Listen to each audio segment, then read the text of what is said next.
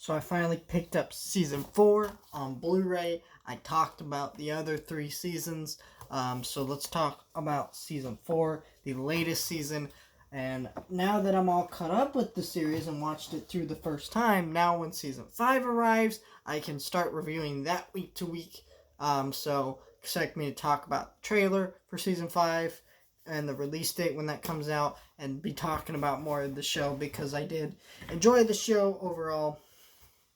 I really didn't like season 3. I didn't like the direction. It felt like they were not going in the sci-fi parody direction. It felt like they were trying to put a spotlight on characters that are incredibly messed up and shouldn't have spotlights on them. The point of the show is that there is not the characters being good people. The point of the show is to parody weird sci-fi adventures, and sci-fi tropes and movie tropes, and having fun with that. And in terms of doing that,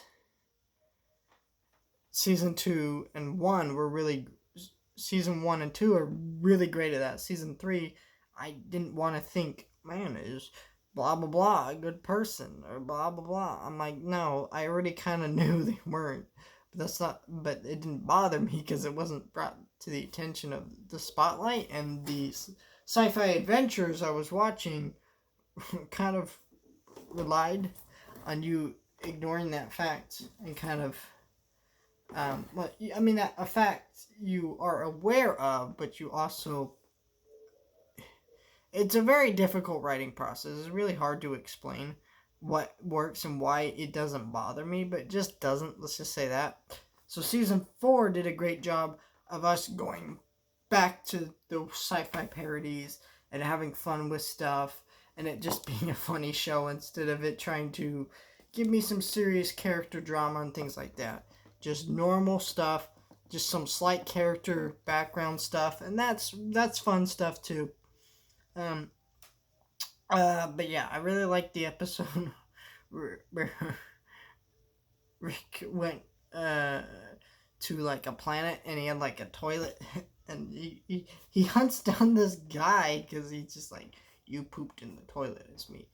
And it's kind of a weird spotlight on the character, and I think that was a really funny idea because it did what I like about the show, but also did everything I didn't like in season 3 in an interesting way, which was like, it put a spotlight on a character but still made it funny and amusing. Also, the episode just had a great guest star voice of Taika Waititi,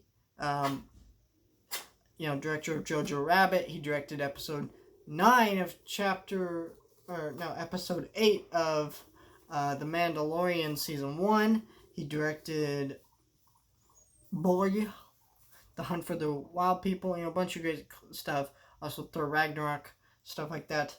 He is a great director, and he's also a great voice talent. He actually voices Korg, he voices IG-11 in The Mandalorian, and he's a great actor. He played Hitler in Jojo Rabbit, but he's this really great talent. So seeing him in the show was just fun. He did a great job, and the subplot that his character came into was perfectly ridiculous and hilarious all at the same time. It was great. I loved it. And then the train episode where they talk about the writing process of the show and they kind of do weird parodies. That was a very divisive episode from what I hear. I get why, but at the same time, it is so creative and interesting, and the way it moves and the way it's paced. I could watch that episode probably 100 times and still find new things to appreciate in weird, kind of interesting, introspective ways that the creators of the show break down the writing process in a funny, interesting, and engaging story, which is a very difficult thing to do. It's a very well-crafted episode, probably one of the best episodes of a TV show I've probably ever seen. That episode, I enjoyed the episode with the snakes. There was like 1 or 2 bad episodes, but that happened with season 2. But but it felt closer to season 2, and that's what I really enjoyed. It was probably my second favorite season this season. I liked the way it ended. It ended in a way that introduced some interesting concepts with our with Beth now being a clone, and there being a two different versions, and kind of what that does, and kind of what interesting concepts that puts forward, and that is awesome. I want to see that, where that goes, and so yeah, it did a good job of bringing the season back to where its strengths were. We don't have the story screwing around and doing things that aren't what the show is. It said, all right, you're right.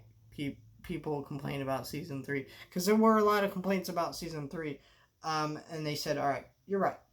Let's take season 4, take everything back to where it belongs, and they did that in a way that was very effective. It was funny, it was clever, it was witty, and that's what I enjoyed about the season. So